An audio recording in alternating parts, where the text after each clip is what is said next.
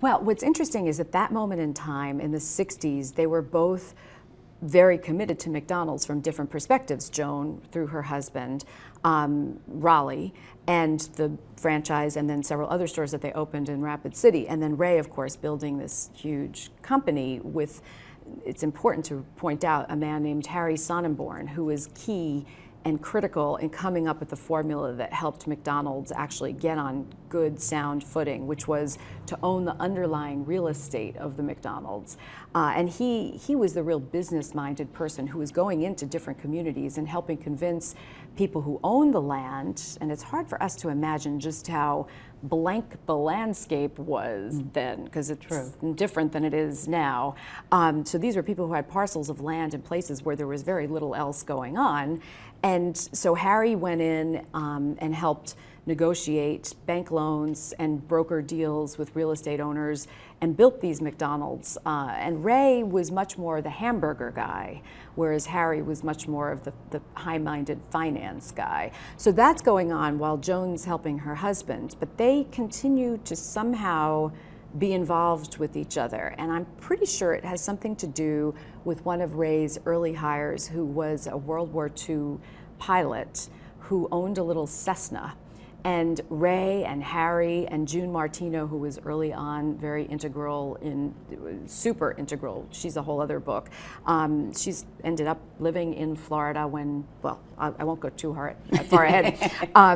Someone can ask about her. Yeah, okay. Yeah. The early McDonald's core team would fly around the country in this Cessna and look overhead for the churches and the schools and identify parcels of land. But somewhere along the way, Ray was stopping off in Rapid City, and Joan was seeing him somewhere. Somewhere. And so a relationship evolved. He was desperate to marry her. She almost married him in 1961. She didn't. He married someone else. He divorced his first wife, married someone else. Not to give away the entire story, but in 1965, when McDonald's went public and Ray became enormously wealthy, as did some of the people closest to him, that was when he was married to his second wife. So Joan was still in Rapid City when Ray hit life's lotto during the IPO of McDonald's and became instantly worth something like $33 million on paper. Wow, okay, which is huge in that time. Which is really huge, yeah. So we're going to go ahead and race forward then. You'll have to read the book to get up to from 1965 to 1969, which is a critical year because that is the year that they finally get married, correct? Yes, Joan. What kind of wedding was it? I mean, now they're both divorced, right? And did they have the big wedding, or was it a little small thing? Or no, it was very quick, and it was small, and it was at the J&R Double Arch Ranch, which was a spectacular ranch property that Ray bought right after he struck it rich in 1965, in part because all of a sudden he was extremely wealthy and this was a beautiful piece of property, but also because that was where he headquartered what became known as the Kroc Foundation. So it was both a little bit of a rumpus room for McDonald's folks, but it was also and a retreat for Ray and Jane, his second wife. But when he divorced Jane, his second wife, in order to marry Joan, it was very convenient that the place was called the J&R Double Arch Ranch. Yeah, exactly. Just cross in California, right? In California. Okay. In the Central Coast, if anyone's seen Sideways or been to the Central Coast of California, it's sort of a closer to LA version of Napa and Sonoma Valley. It's quite beautiful. It wasn't wine country then, it was cattle country. And Ray, and his second wife lived in Beverly Hills, so it was an easy, weekend retreat. For the weekend. Yeah.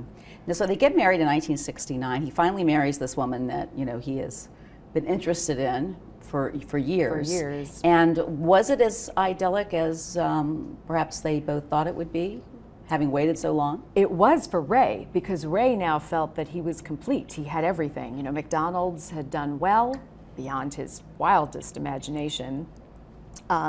He was a celebrated businessman at a time, now we have celebrity CEOs and they're dime a dozen, they're still interesting, but back then that a CEO would be so media savvy and friendly was very unusual, and he was a perfect Horatio Alger story, milkshake machine salesman becomes multi-millionaire with selling hamburgers. It was just a fantastic story. Because there were a lot of people who were very dubious about this business sustaining. You know, it didn't seem to make any sense. Now it seems, again, so obvious to us, but back in the 60s, Wall Street in particular was extremely dismissive of this idea until, of course, the stock went public, and kept going crazy as over the years. But he was extremely happy, Ray was, and they landed in Chicago, which is where he had started his, well, where he'd lived his whole life. But Joan quickly discovered that Ray was a difficult and tempestuous person, which she may have been aware of over the years, but she recognized that Ray had a serious problem with drinking. And it was only 2 years after they married that she threatened, or did, file for divorce. And then almost as quickly as she filed for divorce, she very mysteriously decided to stay in the marriage. And that's where her core sense of philanthropy really began. Because instead of staying in the marriage and just being what she could have been, which was the much younger spouse of this extremely wealthy man and spending money on all kinds of baubles, she decided to start a charity which she called Operation Cork, which was Kroc spelled backwards.